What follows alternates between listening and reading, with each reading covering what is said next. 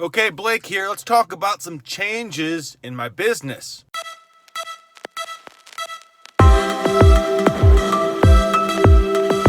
Okay, it's still messy in here, but the good news is if you look over there at all those bankers boxes, we're at 161 now, bankers box wise, and all the inventory is organized in there. So even though it's messy here, hey, who cares? It's not affecting how I make money, and it is, making more trash, I guess, but sorry, that's how it goes. So go back to FlipCon. August, Charlotte. I talked to a guy who runs one of the biggest video game resale operations on the planet. I'm not gonna say who it is. He's very no, don't talk about me. He's a cool guy. I like him a lot. We're Facebook friends now, but he's not like me where he wants to put his business in the internet. I mean, talking about it at least. So he has 50 employees. I did not think there was that much potential in video games. I really didn't. I do now. And what I've been doing since August, it's now the middle of October, almost the end of October, is just trying to create these relationships with video game collectors and stores and sellers and buying wholesale enormous amounts. Like this week, I got about 600 PS3 games in, and out of those 600 PS3 games, 10 or 15 are new. And they're in really good condition, and so I can sell those new ones for half the cost of the whole collection because I'm buying so many low-value games that I then just sell on Amazon or in bulk to local buyers at essentially the same price I paid for them. So I'm just getting the good ones for free, and then I'm passing off the rest of the collection to somebody else so they can sell them for, I assume they make about $3 or $4 per game because they have local stores. So it all works out. I'm just implementing myself in the supply chain, being kind of a middleman for the bulk quantity stuff and the reseller for the higher end games that might be graded or are very rare. So it's all going in these bankers boxes right here. We can fit about, I don't know. I mean, let me see if I can find one. Yeah, so this is how I store them in here.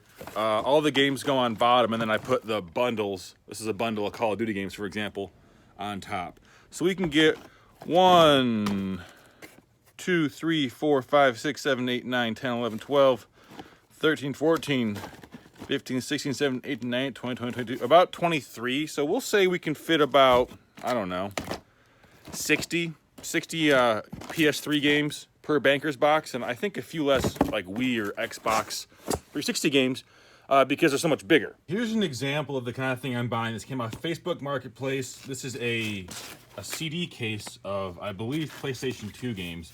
But when they listed it, they didn't say what was in here. They just said a book of PS2 games. And I don't think the person was trying to scam me. I think that they were just kind of lazy and not wanting to put in that much more effort. And so I paid, let's see, with shipping, I paid $19 for this. So let's see if it's worth it. Actually put some games in here. Okay, Gun on PS2. Cars, The Sims, that's a good one. FIFA. Ooh, this is a good one too. Need for Speed, Hot Pursuit 2. Let's see how they're... that's fixable with my machine. That game is not very good.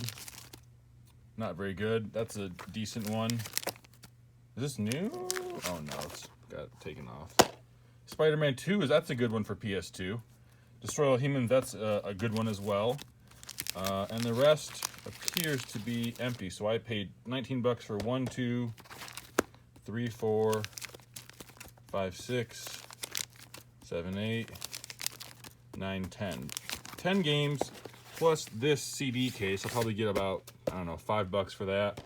I think probably I'll make, just off the top of my head, $35 probably is going to be the profit after shipping, after fees on all these games and items. So that's kind of the numbers we're working with. Not huge ROI like the silver I sold or any of the huge finds I found at thrift stores. But this will sell fast, that will sell fast, that will sell fast, that will sell fast. I don't know about Stunt GP. That will sell fast, that will sell fast. So it's going to be a relatively quick turnaround on eBay, not even Amazon. Kind of a cool side note, I just got this game on GameCube too from a different buyout. So I don't know if I could even sell them together, if that's a thing, but interesting. This is a kind of a cool game. It was like a proto Red Dead Redemption.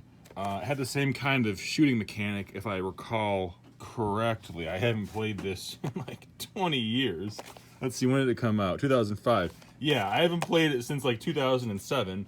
But I remember it being very fun, and I think that's why it still has a pretty decent resale value. Here's another example of a buyout I did from a store. I paid 60 bucks shipped for all this, and so I figure I can sell these games locally, probably 20, maybe 10, maybe that has to be online, and this one will go for about 10 or 15 online. So even just like, if I can get my asking price, I think 60 for these 4 games is reasonable, and then I've got these Game Boy games. The box just fell. These Game Boy games, just, you know, on top, and maybe it's only $5 per Game Boy game, but that's okay. 5, 10, 15. Is that fake? Looks. I think that's a replacement sticker. 5, 10, 15, 20, 25, 30, 35, 40, 45, 50, 55, 60. And maybe that's too high. Maybe I can only get, you know, 3 for them, but that's still 12, 15, 21, 24, 27, 30, 36. So I mean, on that $60 investment, basically I'm doing about 50% margins, and that's kind of like typically my much lower threshold for what I think is a good buy. So we're really just scaling that part of the business up. I'm still selling books, I'm still selling sports cards, but I've really put a lot more effort and more money. I'm spending, you know, thousands of bucks a week on video games, but the market turns over so fast, by which I mean like the thing sells so fast.